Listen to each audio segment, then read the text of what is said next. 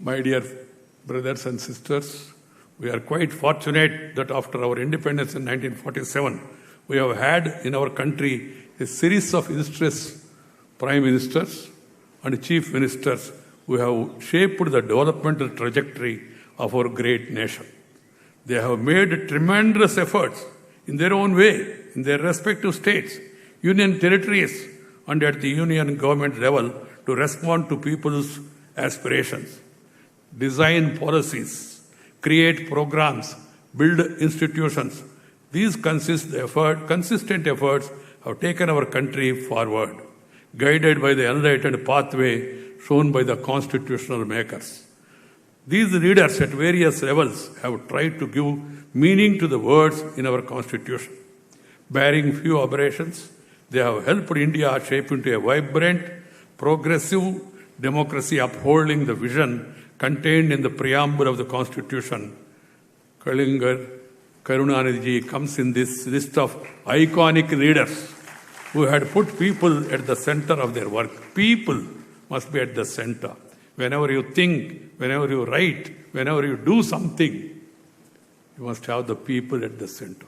People's welfare. Now India is on the move, undoubtedly. We are now becoming a strong nation. We have a stable government, able leadership, and we have different political parties in our country ruling different states. But my suggestion is that all of us must work together for the welfare of the people, taking care of the downtrodden and taking care of the state. If the states develop, then the country will develop. Country cannot progress without the development of the states. This has to be kept in mind. I also feel that the center and states must work together as Team India. We are Team India, and we should all work together, forgetting our political differences. Irrespective of caste, creed, sex, religion and region, India is one nation, one people, one country. We have different regions, we have different religions, we have different ways of our dress.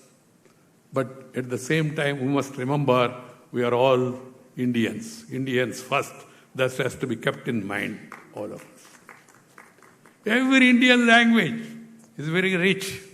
So we must always feel, and I feel that we must promote our mother tongue. Mother tongue, motherland. They are very important. Mother who has given you a beautiful birth, you should never forget her. And the native place to which you belong to, you must do something to the place where you were born.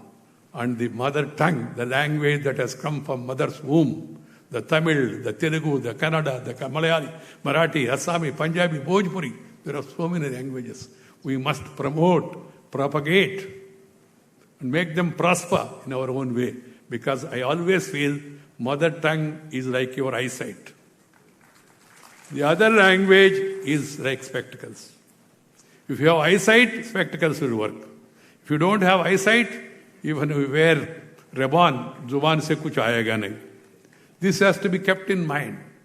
My suggestion to all the youngsters is, please promote mother tongue. Speak in mother tongue at home. Leave this mummy-daddy culture. Amma. It comes from the heart. We should promote that mother tongue in our house while talking to others. Of course, we should speak to others when they don't know the mother tongue. We should not be carried away this glamour for the other language. Nothing wrong in learning other languages, but first mother tongue. This has to be kept in mind. I respect Dr. Kalingar because he promoted Tamil culture, Tamil literature.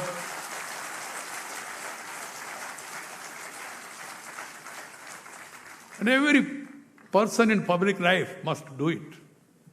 Wherever I go, you are talking about my dress. I like the dress, I wear it.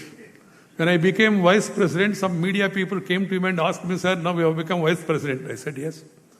Then they said, sir, you have become vice president. I said, yes, yeah. Tell me what you want. They were hesitating to ask me. I said, come on.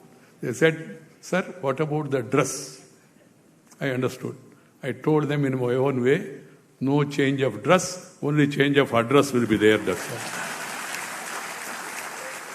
And wherever I go, even to international conferences, I wear this dress. And people appreciate this. Except when the season is not good. You know, weather conditions sometimes force you to wear something. Otherwise, I am comfortable in my dress. And then I am happy, particularly when I come this side. Tamil people, they keep their dress, their culture, their tradition, the music, the art, the literature. People of Tamil Nadu, they promote, and the governments also propagate it. That's the way forward for all of us. We should not oppose any language, but we must support our language first. So my suggestion is, and people indulge in controversies, I say, no imposition of any language, no opposition to any language. Imposition and opposition. Learn as many languages as possible. If you want to work on a larger canvas, you need to learn the language spoken by majority of the people. You need to learn even international languages also. But first, you must master your mother tongue. And then you will excel. Each of our states in our country has a vibrant, unique quality.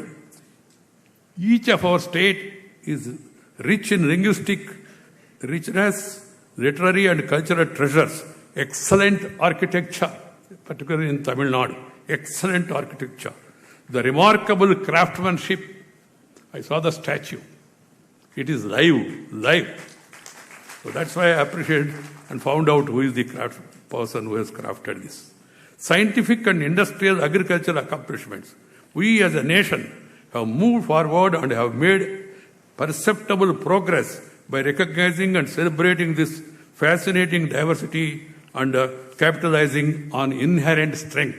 Each one of our Indians, they have something special in them. We have to recognize that and we have to encourage it. We have realized that we can bring about a rare synergy if we tap into the abundant hidden energy that is waiting to be kindled with each of our citizens in each of our state.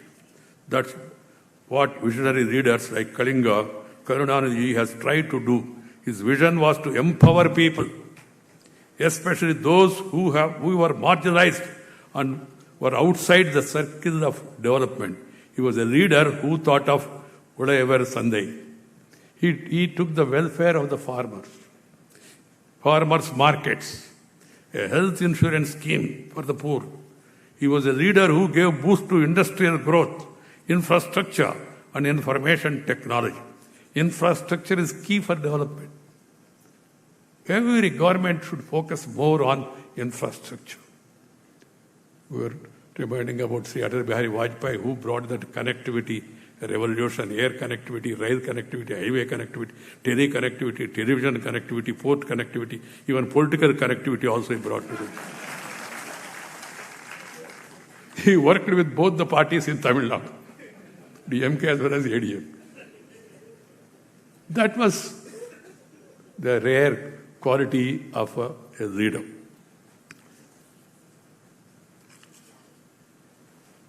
Karunanidhi was one who declared the prayer song of Tamil Nadu in 1970, the Tamil Thai Valthu, with which we began all functions in the state of the national anthem. My dear sisters and brothers, Kalinga Karunanidhi was a leader who stood firmly by his political beliefs and conviction. It is important to recall the fact that Kalinga Karunanidhi has opposed the imposition of emergency by the then Prime Minister in clear and unambiguous terms, rising from the margins of society, working untiringly for the underprivileged, and occupying the center stage of public life for several decades. Kalinga Karunanidhi's multi-dimensional work has had a lasting impact on the socio-political landscape of Tamil Nadu. Kalinga has left behind an enduring political legacy few leaders can boast of. I am sure that the current Chief Minister Thiru M.K. Stalin will be guided by the vision and work of his illustrious father. I once again thank the government of Tamil Nadu for inviting me to this special event and wish the Chief Minister Thiru Stalin, his cabinet colleagues and others working all together, and the civil servants working in the state all the best in their untiring efforts to continue the development journey of the state with the same earnestness as Kalinga did. I'm happy particularly today, this evening, I could see many of my friends who are my colleagues in Parliament, present and past also, political friends from different political parties. I would have been more happy if everybody, all political party people were here. That should be the culture. We must respect our leaders, irrespective of political ideologies and all.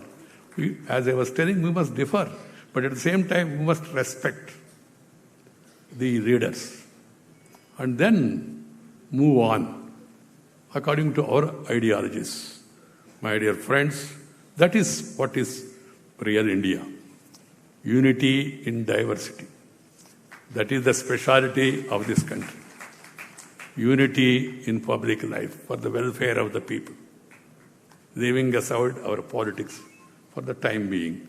Need not compromise on your convictions, but at the same time can work together also.